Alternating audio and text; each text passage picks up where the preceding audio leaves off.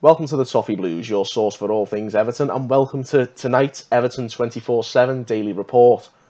Well, let's get straight into the main headline of today, which sees us linked to yet another winger, and a very exciting one at that. It's a name that has so far this summer been heavily linked to the Lovables across the park, and that is, of course, Nicolas Pepe. Pepe had a stellar season with Lille last year and helped them qualify for the Champions League with 22 league goals. That's very impressive for a winger. The only downside to this rumour is the asking price, which stands at around £59 million at the moment, which even nowadays for Everton may be a bit too much for us to pay. Here we do have a player who could get fans off their seats, but given the prices and the circumstances at the moment, I think we could be looking elsewhere, given that there is no doubt a better value option out there. And one of those options could well be that main man, Malcolm. And today's Sport Witness reckon we could make a double loan swoop for both Malcolm and Moise Keane, who both are arguably two of the most eye-catching names to be linked to Everton this window so far. While we could save a lot of money in the short term by going down this route, I'd like to think we won't sign either of these on loan. Maybe Keane might not be a bad idea, given good strikers have been hard to come by at Goodison in the last couple of years post-Lukaku, and even if we didn't end up getting him permanently afterwards, I wouldn't mind him for a year. And I think just given, I wouldn't want to be in that position where we pay 30 million for him and have that derisory buyback clause. So if you didn't watch yesterday's programme, we'd only be making a profit of 10 million over the course of a year's worth of investment into his career. So I don't think that's a good move. So maybe a loan for Keane would be okay. But as far as Malcolm goes, I'd much prefer the permanent deal. I think 30 million is a pretty good value price for Malcolm, and it might just give us the edge ahead of Arsenal, who wanted to get him on loan. So just get Malcolm in the door, whatever it takes. He's one of the players I'm most excited about that we've been linked with this summer, and I'd just like to see him here by hook or by crook. Now, the winger links don't stop there, and the name that I mentioned last week has resurfaced. Trezeguet, the Egyptian winger, could be ours for just 10 million. And we may well be set to join the battle. As I said last week, he's been linked to Everton along with Watford and Aston Villa. And Villa are currently the favourites to get him, with their interest a bit more serious. But you never know, we could muscle in and try and hijack that. Trezeguet is another tricky winger, but in my opinion, he's not on the same level as many of those other wingers that we've been linked with this summer. So it's a no from me, and get Malcolm in. So now a name which has been laughably resurfaced again. It seems like every summer, particularly since at least Sam Allardyce took over just under 2 years ago, we've been linked to Steven Nzonzi a lot, and this summer is no different. Italian paper Lego have linked us to him today.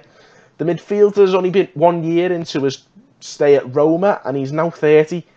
As a relatively slow player who sits deep, I can't see what Nzonzi can offer us now at this stage of his career. We're already well stocked in the defensive midfield position, and there's no reason to add on Nzonzi to our already large wage bill. I'm going to finish the arrivals with a brief update on yesterday's headline, which was our link to Fabian Delph. And now Manchester City have apparently issued a hands-off warning about Delph, which I find rather bizarre, given he's certainly a figure on the fringes at the Etihad. And they may listen to offer for, this is the interesting part, they've said hands off, but they may listen to offers for Delph if a figure of around 16 million is tabled. Now, I said yesterday that I'd actually liked Fabian Delph at Everton, but only if the signing was on our terms, and I'd like to think our terms would be considerably cheaper than 16 million, so it would be a no for now anyway. But with Delph's contract is up at the end of the season, so let's wait and see as we edge closer to that deadline day and see if we can get a cut price deal for him. And if that was the case, I wouldn't mind him. I think he might offer us a lot. Now on to the outgoings. And firstly, I mentioned a few days ago that Joao Virginia was close to a loan move to Reading. Well, that looks like that deal will be done now, and at least by the end of this week anyway. And Virginia is also set to sign a new contract with Everton. He only signed last summer, of course. That was a 3-year deal, so you'd imagine it would be an extension to the current contract, which would see him with at least 2 years left on his deal after his loan at Reading finishes, and hopefully he can forge a way into the Everton first team. A player who, with every passing year, seems to look less likely to break into the first team is Kieran Dowell, and he's the second potential loan departure of the day. and he's expected to join Philip Cocu's Derby County. Of course, Cocu's recently replaced Frank Lampard as the Derby manager. It would be a good move for Dowell for sure, and best of luck to him if that does go through. But an interesting thing to think about is that given Philip Cocu's great working relationship with Marcel Brands from their time together at PSV, I wouldn't be surprised if we see a lot of our youngsters being sent on loan to play for Derby during this season. So best keep an eye out for any hot prospects at Everton playing for Derby. I think it's going to be a very likely outcome. Finally, we have one player left on international duty, and that is Idrissa Gana Gueye, and he is doing bits for Senegal. He put in a man-of-the-match showing for his country and scored the winner as they defeated Benin 1-0 to get through to the Africa Cup of Nations semi-finals.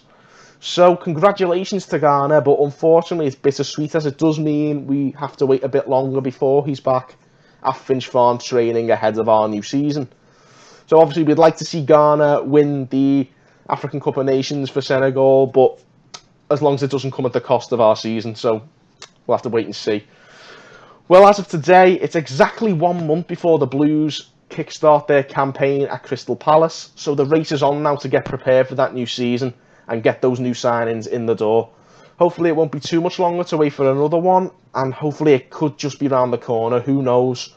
Well, tune in tomorrow for some more transfer news, and hopefully you'll find out. Until then, thanks again for watching on the Toffee Blues.